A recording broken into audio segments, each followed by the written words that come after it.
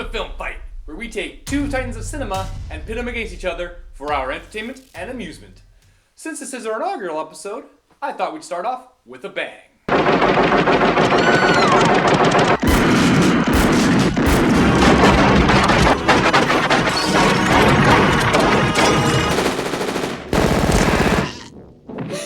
Yeah! Now that's the way to get a series going. Nothing gets your blood pumping and that primitive part of your brain more fired up than a good old-fashioned shoot-'em-up. Grabs you right by the balls, or the lady balls. And here we have two classic examples from the late 80s. Robocop and the Terminator. Weighing in at a duration of 107 minutes, the Terminator was released in October 1984. It was directed by James Cameron from a script by Cameron and Bill Wisher. Cameron went on to direct a whole slew of super successful movies, including the two highest grossing movies of all time, Titanic and Avatar.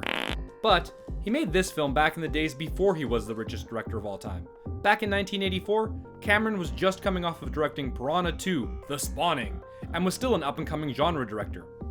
The Terminator was made on a budget of about $6.5 million and went on to gross close to $40 million at the box office.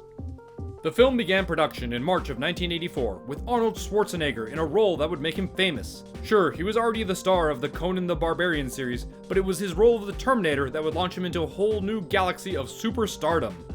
The film was a hit, and it spawned 3 direct sequels, a television series, and numerous incarnations in video games, comic books, and other spin-off media. In 2008, the Terminator was selected by the Library of Congress for preservation in the United States Film Registry, being deemed culturally, historically, and aesthetically significant. And in this corner, weighing in at a duration of 104 minutes, Robocop was released in July of 1987. It was directed by Paul Showgirls Verhoeven from a script by Edward Neumeier and Michael Miner. Showgirls Verhoeven would go on to fulfill his childhood nickname and direct Showgirls, but not before he directed a couple of much better films, like Total Recall and Starship Troopers. In 1987, much like Cameron, Verhoeven was not yet the iconic filmmaker he would become. Verhoeven was just arriving in Hollywood after a career in the Dutch film industry. Robocop was only his second American film, but it was the film that would solidify his place in Hollywood. Filming began in August 1986. In a bit of interesting serendipity, Verhoeven was originally interested in casting Schwarzenegger as Robocop, but the massive mountain of muscles that was the 80s Schwarzenegger was too big for the Robocop outfit. Verhoeven ended up casting the smaller Peter Weller based on his ability to emote with only the bottom half of his face.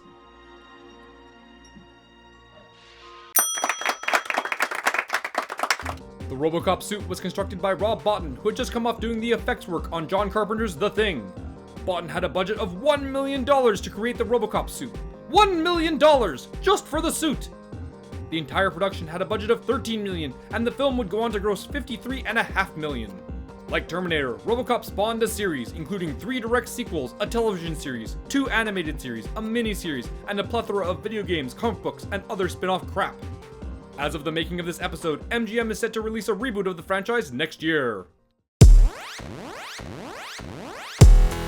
The future in the Terminator is 2029. This is the year the Terminator and Kyle Reese are sent back to kill and/or hump Sarah Connor respectively. The time period of Robocop is never explicitly mentioned in the film, it's just set in the future.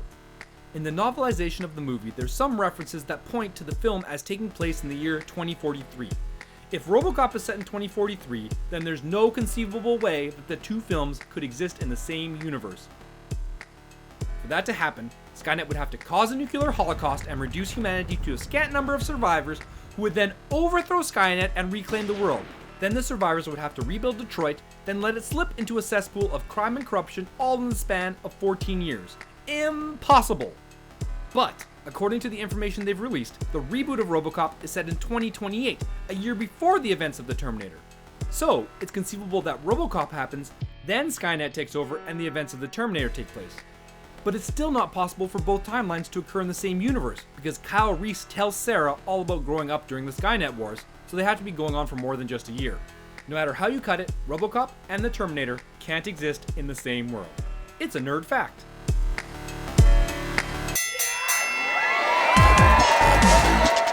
Terminator comes out swinging with originality. James Cameron had a dream about a robotic torso using knives to drag itself after him, and that led to him creating the Terminator. The idea for Robocop came to the writer when he was told that Blade Runner was about a cop chasing robots. That is a way less impressive origin story. And besides that, Robocop is a fairly obvious idea and sounds like the kind of thing you'd hear pitched in a skit about Hollywood agents. Get this, he's a cop, but he's also a robot. We'll call him Cop Robot. Terminator's success in mixing robots and violence no doubt helped Robocop get the green light. So without Terminator, there may never even have been a Robocop. Point to Terminator. Robocop fires back with higher production value. Terminator was very much an independent production, and though it does well to cover up its lesser budget, at times, its lack of polish shows. Robocop had a robust budget, and in all areas, it's a more polished product. They were able to create an entire world that the film inhabits, whereas Terminator was forced to use a contemporary setting because they didn't have the money to build everything from the ground up. I mean, we already talked about how much they spent on the Robocop suit. Point to Robocop. In terms of legacy, both films are pretty even in the amount of stuff they've produced, but there's a distinct difference in the level of quality. I love Robocop 2. It's a worthy sequel to the original, and I think it's one of the best sequels of all time. But Terminator 2 has to be the best sequel of all time. It even stands on its own as one of the best action movies ever. Both of the third movies were overall pretty terrible, and we'll have to see how the Robocop reboot turns out before we can compare those movies. Point to Terminator. We've already established that the two worlds of the films are mutually exclusive, but if Robocop and the Terminator were sucked into a third dimension and pitted against one another, well, that would be awesome. Robocop would be out of his league. He's built to deal with domestic criminals like pimps and drug pushers, and no matter how bad the streets of future Detroit are, they can't match the carnage and brutality of the post-apocalyptic war zone.